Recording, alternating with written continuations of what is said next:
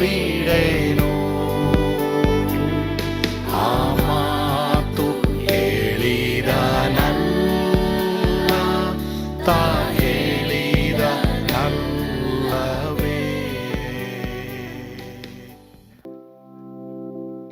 ಯೇಸು ಕೈ ಬಿಡನು ದೈನಂದಿನ ಸತ್ಯವೇದ ಅಧ್ಯಯನಕ್ಕೆ ನಿಮ್ಮೆಲ್ಲರನ್ನು ಆಹ್ವಾನಿಸುತ್ತೇನೆ. ಇಂದು ನಾವು ಆದಿಕಾಂಡ 3ನೇ ಅಧ್ಯಾಯ 11, 12 ಮತ್ತು 17ನೇ ವಚನವನ್ನು ಧ್ಯಾನ ಮಾಡೋಣ. ನಿನಗೆ ತಿಳಿಸಿದವರು ಯಾರು ಅನ್ನೋದ್ರ ವಿಷಯವಾಗಿ ನಾವು ಕಲಿತೀವಿ. ಅದಕ್ಕಾತನು, ನೀನು ಬೆತ್ತಲೆಯಾಗಿದ್ದಿ ಎಂದು ನಿನಗೆ ತಿಳಿಸಿದವರು ಯಾರು? ದೇವರು ಇದನ್ನ ಮನುಷ್ಯರನ್ನು ಕೇಳ್ತಾ ಇದ್ದಾರೆ. ತಿನ್ನಬಾರದೆಂದು ನಾನು ನಿನಗೆ ಆಜ್ಞಾಪಿಸಿದ ಮರದ ಹಣ್ಣನ್ನು ತಿಂದಿಯಾ ಎಂದು ಕೇಳಲು ಪ್ರೀತಿಯಿಂದ ಕೇಳ್ತಾ ಇದ್ದಾರೆ.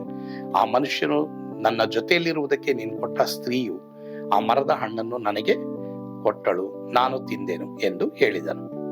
ಮತ್ತು ಪುರುಷನಿಗೆ, ತಿನ್ನಬಾರದೆಂದು ನಾನು ನಿನಗೆ ಆಜ್ಞಾಪಿಸಿದ ಮರದ ಫಲವನ್ನು ನೀನು ಹೆಂಡತಿಯ ಮಾತು ಕೇಳಿ, 17ನೇ ವಚನ, ತಿಂದ ಕಾರಣ ನಿನ್ನ ನಿಮಿತ್ತ ಭೂಮಿಗೆ ಶಾಪ ಬಂತು. ನಿನ್ನ ಜೀವಮಾನದಲ್ಲೆಲ್ಲ ದುಡಿದು ದುಡಿದು ಭೂಮಿಯ ಹುಟ್ಟು ಒಳಿಯನ್ನು ತಿನ್ನಬೇಕು. ಇಲ್ಲಿ ಆದಾಮನ ಪಾಪ ಏನಾಗಿತ್ತು ಅಂತ ನಾವು ನೋಡುವಾಗ, ಅವನ ಅಧಿಕಾರದಿಂದ ಕುಟುಂಬವನ್ನು ನಡೆಸಬೇಕಾಗಿತ್ತು. ಸೈತಾನ್ನೊಂದಿಗೆ ಸಂಭಾಷಣೆ ಮಾಡುವಾಗ, ಈ ಕಡೆ ಬಾ, ಅವನ ಹತ್ರ ಹೋಗ್ಬೇಡ ಎಂದು ಅವನ ಹೆಂಡತಿಗೆ ಹೇಳಬೇಕಾಯ್ತು. ದೇವರೊಂದಿಗೆ ಮನುಷ್ಯನೊಂದಿಗೆ ಸಂಪರ್ಕ ಹೊರಟು ಹೋಯಿತು. ಯಾವುದರಿಂದ ಗೊತ್ತಾ? ತಪ್ಪು ಹೊರಿಸುವಿಕೆಯಿಂದ. ಆದಾಮ ಒಪ್ಕೊಂಡ, ನಾನು ತಿಂದ್ಬಿಟ್ಟೆ ಅಂತ ಒಪ್ಕೊಂಡ, ಆದ್ರೆ ತಪ್ಪು ಹೊರಿಸ್ತಾ. ನೀನ್ ಕೊಟ್ಟ ಹೆಂಡತಿ. ನೋಡಿ, ಅನೇಕ ವೇಳೆ ನಾವು ಮಾಡಿದ ತಪ್ಪಿಗೆ ದೇವರ ಮೇಲೆ ನಾವು ತಪ್ಪು ಹಾಕಕ್ ಹೋಗ್ತೀವಿ. ಅದು ಬಹಳ ತಪ್ಪು. ಅದರಿಂದ ಪ್ರಿಯ ದೇವರ ಮಕ್ಕಳೇ, ನಾವು ಬಹಳ ಎಚ್ಚರಿಕೆ ಆಗಿರಬೇಕು. ತಪ್ಪು ನಾವು ಮಾಡಿದಂತ ತಪ್ಪು ನಮ್ದು. ಅದು ಯಾರು ಕೊಟ್ರೋ ಏನೋ, ಯಾರು ಹೇಳಿದ್ರೋ ಏನೋ, ದೇವರು ಅದಕ್ಕೆ ಕೇಳಲ್ಲ. ತಪ್ಪು ಮಾಡ್ದ, ಸರಿ, ಅದು ತಪ್ಪು, ಫಿನಿಶ್. ಅದಕ್ಕೆ ಬೇರೆ ಬೇರೆ ಸಾಕ್ಷಿ ಎಲ್ಲ ಬೇಕಾಗಿಲ್ಲ. ದೇವ್ರು ಇನ್ನೊಂದು ಏನೇ ಅಲ್ಲಿ ಕೇಳ್ತಾರಂದ್ರೆ, ತಿನ್ನಬಾರದೆಂದು ನಾನು ನಿನಗೆ ಹೇಳಿದಂತ ಹಣ್ಣನ್ನು ಯಾಕೆ ತಿಂದೆ? ನಿನ್ಗೆ ಇದನ್ನೆಲ್ಲ ತಿಳಿಸಿದವ್ರು ಯಾರು? ನೀನು ಈ ರೀತಿ ನೀನು ಇದೆಯಾ ಅಂತ ನಿನ್ಗೆ ತಿಳಿಸಿದವ್ರು ಯಾರು? ಹಾಗಾದ್ರೆ ಇದರಲ್ಲಿ ಒಂದು ಸತ್ಯ ಅಡಕವಾಗಿದೆ. ತಿಳ್ಕೊಳ್ಳಬೇಕಾದದನ್ನ ಸತ್ಯವೇದದಿಂದ ತಿಳಿದುಕೊಳ್ಳ್ರಿ. ತಿಳ್ಕೊಳ್ಳಬಾರದನ್ನ ದಯವಿಟ್ಟು ತಪ್ಪಾಗಿ ಹೇಳುವವರಿಂದ ತಿಳ್ಕೊಳ್ಳಬೇಡಿ. ಇದು ಬಹಳ ಪ್ರಾಮುಖ್ಯ ಪ್ರಿಯರೇ. ತಿಳ್ಕೊಳ್ಳಬೇಕಾದ ಸತ್ಯವೇದವನ್ನ ಓದಿ ತಿಳಿದುಕೊಳ್ಳ್ರಿ. ತಿಳ್ಕೊಳ್ಳಬಾರದನ್ನ ತಪ್ಪಾಗಿ ಹೇಳಿಕೊಡುವವರಿಂದ ತಿಳ್ಕೊಳ್ಳಬೇಡ್ರಿ. ಇದೇ ಆದಾಮನ ಕುಟುಂಬ ಒಡೆಯೋದಕ್ಕೆ ಕಾರಣವಾಯ್ತು. ಇವತ್ತು ಎಷ್ಟೋ ಕುಟುಂಬಗಳು ಒಡೆಯೋದಕ್ಕೆ ಕಾರಣ ಏನು? ಯಾರೋ ಹೇಳಿದ್ರು ಅದನ್ನ ಕೇಳ್ಬಿಟ್ವಿ. ಇಲ್ಲ, ದೇವ್ರ ವಾಕ್ಯ ನನಗೇನು ಹೇಳ್ತಾ ಇದೆ ಅದನ್ನ ನಾವು ಕೇಳಿ ಅಂಗೀಕರಿಸಿ ನಡೆಯುವಾಗ ನಮ್ಮ ಕುಟುಂಬ ಚೆನ್ನಾಗಿರ್ತದೆ. ಇಲ್ಲಿ ದೇವರ ಮೇಲೆ ಬ್ಲೇಮ್ ಮಾಡ್ತಾನೆ. ಆ ಬ್ಲೇಮ್ ಅನ್ನ ಮಾಡಬಾರದು. ಪ್ರಿಯ ದೇವರ ಮಕ್ಕಳೇ, ಒಂದು ವೇಳೆ ಯಾವ್ದಾದ್ರು ತಪ್ಪಿನಲ್ಲಿ ಬಿದ್ದಿದೀವಾ? ಸರಿ ದೇವ್ರೇ, ನಾನು ಬಿದ್ದೆ, ನನಗೆ ಎದ್ದೋಳಕ್ಕೆ ನನಗೆ ಕೃಪೆ ಕೊಡು. ಅದು ಯಾರನ್ನ ಸೈತಾನ ಉಪಯೋಗಿಸಿ ನನ್ನ ಹತ್ರ ಬರ ಮಾಡಿದ್ನೋ, ಅಥವಾ ನಾನೇ ಅದನ್ನ ಬರ ಮಾಡ್ಕೊಂಡ್ನೋ, ನಾನು ತಪ್ಪು ಮಾಡದೆ ದೇವ್ರನ್ನ ಒಪ್ಕೊಂಡ್ರೆ, ನಮ್ಮ ಪಾಪಗಳನ್ನ ಪರಿಹಾರ ಮಾಡಿ ನಮ್ಮನ್ನು ಶುದ್ಧರನ್ನಾಗಿ ಮಾಡಿ ಇನ್ನೊಂದು ಚಾನ್ಸ್ ಕೊಡಕ್ಕೆ ದೇವರು ಕೃಪೆ ಉಳ್ಳವರಾಗಿದ್ದಾರೆ. ಆ ರೀತಿ ಒಂದು ವೇಳೆ ಮೇಲಿಂದ ಮೇಲೆ ಪಾಪಕ್ಕೆ ಬಿದ್ದಿದೀವಾ? ಸರಿ, ಇವತ್ತು ಪಶ್ಚಾತ್ತಾಪ ಪಡೋಣ. ನಾನು ಬಿದ್ದೆ ದೇವರೇ, ನನ್ನ ಕ್ಷಮಿಸಿ ಎಂಬುದಾಗಿ ಹೇಳೋಣ. ಈ ಒಂದು ತಪ್ಪಿಗೆ, ಈ ಒಂದು ಹಾನಿಗೆ ಕಾರಣ ನಾನೇ ದೇವರೇ, ನನಗೆ ನೀ ಕೃಪೆ ಕೊಡು, ನನ್ನ ಕ್ಷಮಿಸಿ ಎಂಬುದಾಗಿ ಕೇಳುವಾಗ ದೇವರು ಖಂಡಿತವಾಗಿ ನಮಗೆ ಕೃಪೆ ಕೊಡ್ತಾರೆ, ನಮ್ಗೆ ಬಲ ಕೊಡ್ತಾರೆ. ಕರ್ತನು ತಾನೇ ನಮ್ಮೆಲ್ಲರನ್ನು ಇವತ್ತು ಶುದ್ಧಿಪಡಿಸಲಿ, ಬಲಪಡಿಸಲಿ. ಆಮೇನ್. ಪ್ರಾರ್ಥನೆ ಮಾಡಲ್ವಾ? ಪರಲೋಕದಲ್ವ ನಮ್ಮ ತಂದೆಯೇ, ನಿನಗೆ ಸ್ತೋತ್ರಪ್ಪ. ಹೌದು ಸ್ವಾಮಿ, ಅನೇಕ ವೇಳೆ ಮತ್ತೊಬ್ಬರ ಮಾತನ್ನ ಕೇಳಿ ತಿಳ್ಕೊಳ್ಳಬಾರದನ್ನ ತಿಳಿದುಕೊಂಡು ಅನೇಕ ವೇಳೆ ಹಾನಿಯನ್ನ ಬರ ಮಾಡ್ಕೊಂಡಿದೀವಿ. ನಮ್ಮನ್ನ ಕ್ಷಮಿಸು. ಇನ್ನೊಂದು ಚಾನ್ಸ್ ಎಲ್ಲರೂ ಕೊಡಪ್ಪ. ನೀನು ಅನೇಕ ಚಾನ್ಸ್ಗಳನ್ನ ಕೊಡುವಂತ ದೇವರು. ಯಾರ್ಯಾರು ನನ್ನ ತಪ್ಪಾಯ್ತು, ನನ್ನ ಕ್ಷಮಿಸಿ ಎಂಬುದಾಗಿ ಒಪ್ಪಿಕೊಳ್ತಾರೋ ಅವ್ರನ್ನೆಲ್ಲ ಕ್ಷಮಿಸಿ, ಶುದ್ಧೀಕರಿಸಿ, ಅವರಿಗೆ ಪುನಃ ನೀನು ಇನ್ನೊಂದು ಅವಕಾಶವನ್ನು ಕೊಟ್ಟಿದ್ದಕ್ಕಾಗಿ ಸ್ತೋತ್ರ, ಸ್ತುತಿ, ಘನ, ಮಾನ, ಮಹಿಮೆ ನೀವೊಬ್ಬರೇ ಹೊಂದಿಕೊಡ್ರಿ ಸ್ವಾಮಿ. ಯೇಸುವಿನ ಹೆಸರಲ್ಲಿ ಪ್ರಾರ್ಥಿಸ್ತೇವೆ ದೇವರೇ, ಆಮೇನ್. ಕರ್ತನು ತಾನೇ ನಿಮ್ಮೆಲ್ಲರನ್ನ ಆಶೀರ್ವಾದ ಮಾಡಲಿ. ಯೇಸು ನಿಮ್ಮನ್ನು ಕೈ ಬಿಡನು.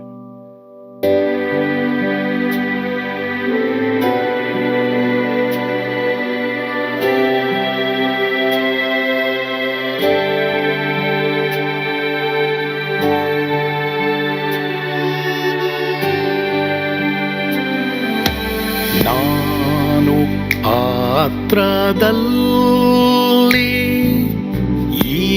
ಇರುವಾಗಲೂ ನೀನು ಬಾಯಲ್ಲಿರಲು ಭಯಪಟ್ಟು ಓಡಬಾರದು.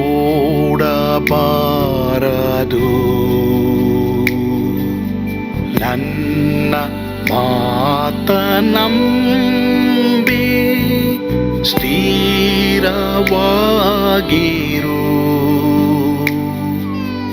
ನಿನ್ನ ಬಿಡಲಾರೆ,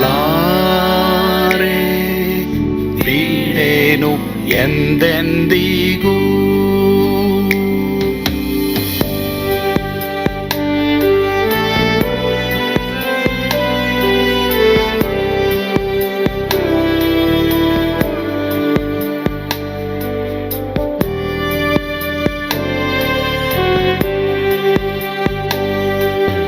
ನಾ ಕೈ ಬಿಡೆನು, ಕೈ ಬಿಡೆನು.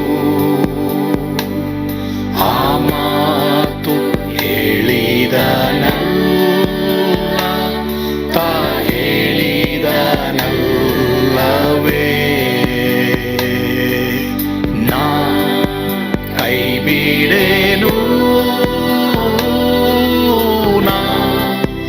ಕೈ ಬಿಡೆನು. ಆ ಮಾತು ಹೇಳಿದನಲ್ಲ, ತಾ ಹೇಳಿದನಲ್ಲವೇ.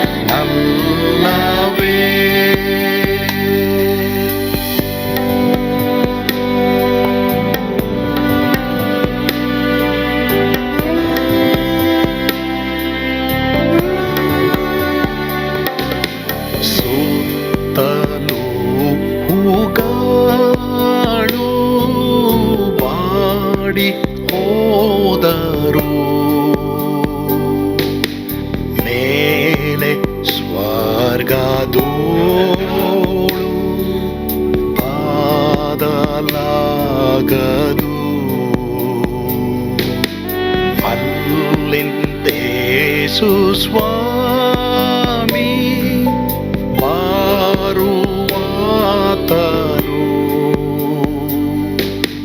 ನನ್ನ ಬಿಡಲಾರ, ನನ್ನನ್ನು ಕೈ ಬಿಡನು. ನಾ ಕೈ ಬಿಡೆನು,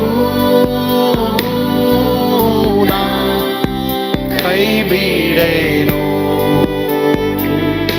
ಆ ಮಾತು ಹೇಳಿದನಲ್ಲ, ತಾ ಹೇಳಿದನಲ್ಲವೇ.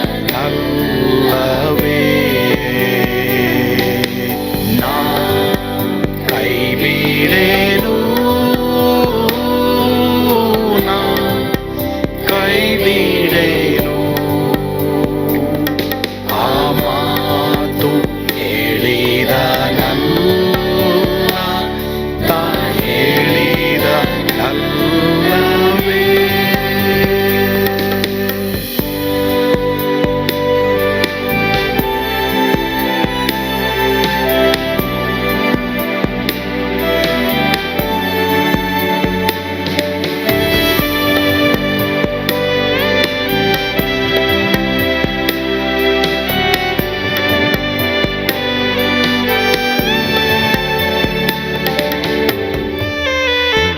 ಮುಂದೆ ಬಾಹು ಕಷ್ಟ ಬಾರುತ್ತಿದ್ದರು, ಭಯ ಪಾಡಲಾರೆ, ಸ್ವಾಮಿ ಇದ್ದಾನೆ. ಬಾಲವಾಗಿ ನಿಂತು ಹರ್ಷಗೊಳ್ಳುವೆ. ಸ್ವಾಮಿ ಬಿಡಲಾರ, ಸ್ವಾಮಿ ನನ್ನ ಕೈ ಬಿಡನು. ನಾ ಕೈ ಬಿಡೆನು, ನಾ ಕೈ ಬಿಡೆನು.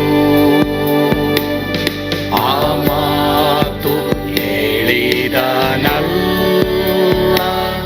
ತಾ ಹೇಳಿ